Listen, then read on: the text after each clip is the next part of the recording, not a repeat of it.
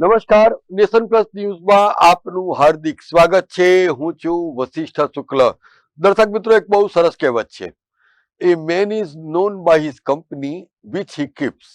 એટલે જેવી સંગત રાખો એ જ તમારી ઓળખાણ બની જાય છે।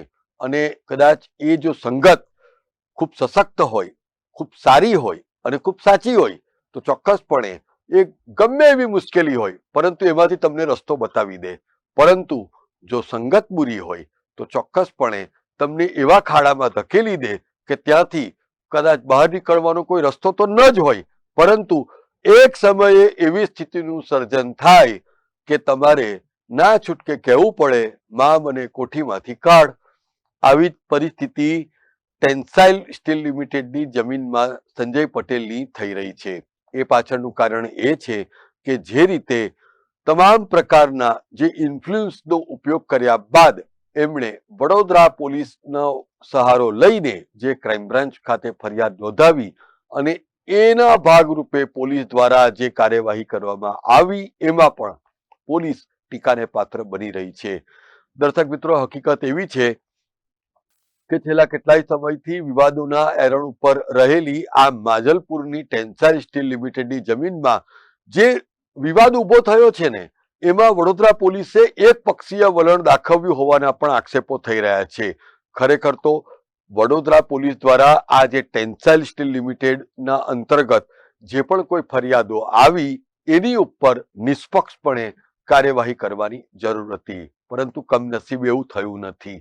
ટેન્સાઇલ સ્ટીલ લિમિટેડના ડાયરેક્ટર કિશોર સુરતવાલા દ્વારા અપાયેલી ફરિયાદની ઉપર કાર્યવાહી કરવાને બદલે સ્નેહદીપ રિયલ્ટીના સંજય પટેલ દ્વારા ક્રાઇમ બ્રાન્ચ ખાતે જે ફરિયાદ નોંધવામાં આવી એમાં ત્વરિત કાર્યવાહી કરીને પોલીસે ઊંધું વેતરી નાખ્યું હોવાની પણ ચર્ચા બિલ્ડર આલમમાં ચર્ચાઈ રહી છે। કારણ કે કિશોર સુરતવાલા દ્વારા વડોદરા પોલીસ કમિશનરને ઉદ્દેશીને એક ફરિયાદ તારીખ 28મી મે 2026ના રોજ આપવામાં આવી હતી અને આ ફરિયાદ કોના વિરુદ્ધમાં હતી?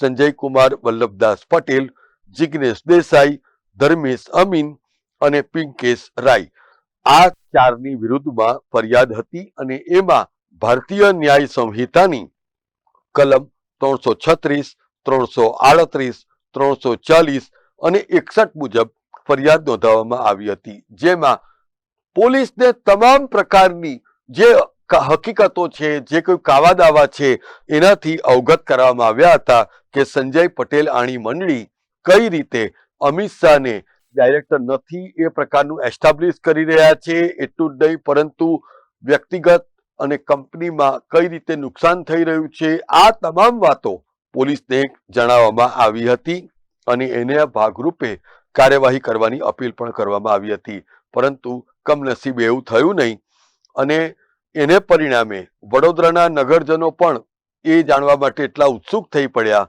કે એવું તો કયું પરિબળ કામ કરી રહ્યું છે કે જેને પરિણામે પોલીસ દ્વારા આટલી ઝડપથી કાર્યવાહી કરવામાં આવી।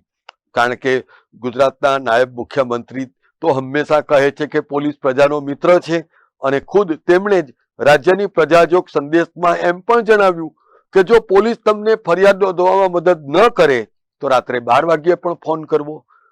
હવે આ કેસમાં જે કોઈ જાદુગરી થઈ એ જોતા તો કોઈ પણ મોઢામાં આંગળા નાખી જાય, કારણ કે આ કેસમાં ફરિયાદી આરોપી બની જાય અને જેની સામે જ ફરિયાદ લેખિતમાં આપવામાં આવી એ ક્રાઇમ બ્રાન્ચમાં ફરિયાદી બની જાય। આવું તો ગુજરાત પોલીસમાં જ શક્ય છે, કારણ કે કિશોર સુરતવાલા દ્વારા તારીખ 28મી મે 2026ના રોજ પોલીસ કમિશનરની કચેરી ખાતે જે ફરિયાદ આપવામાં આવી એ અત્યંત રહસ્યમય સંજોગોમાં દબાઈ ગઈ અને તારીખ 11 જૂન 2026ના રોજ સંજય પટેલની કેફિયતને આધારે સીધી ક્રાઇમ બ્રાન્ચ ખાતે ફરિયાદ જ નોંધી દેવામાં આવી અને સંજય પટેલની ફરિયાદ અંગે જવાબ લેવા માટે જેને બોલાવવામાં આવ્યા એની ધરપકડ પણ પોલીસે કરી દીધી। ત્યારે આધારભૂત માહિતી અનુસાર હવે જેલમાંથી બહાર આવ્યા બાદ કિશોર સુરતવાલા ચોક્કસપણે આ મામલાને હવે ઉચ્ચ કક્ષાએ લઈ જવા માટે મન બનાવી ચૂક્યા છે। નેશન પ્લસ ન્યૂઝને પ્રાપ્ત આધારભૂત માહિતી અનુસાર કિશોર સુરતવાલાના વકીલો દ્વારા 9 મુદ્દાઓ ઉપર આધારિત પત્ર વડોદરા પોલીસ સહિત ગુજરાતના મુખ્યમંત્રી ભૂપેન્દ્ર પટેલ, નાયબ મુખ્યમંત્રી હર્ષ સંઘવીને મોકલવામાં આવશે અને એના જવાબ વાળવામાં વડોદરા પોલીસને નવનેજા પાણી ઉતરી જશે એમાં કોઈ બેમત નહીં હોય.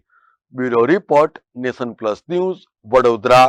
સમાચારોના સતત અપડેટ મેળવવા માટે અમારી નેશન પ્લસ ન્યૂઝની યુટ્યુબ ચેનલને સબસ્ક્રાઇબ કરો, બેલ આઇકન દબાવો અને જોડાયેલા રહો ફેસબુક, ઇન્સ્ટાગ્રામ અને ટ્વિટર પર.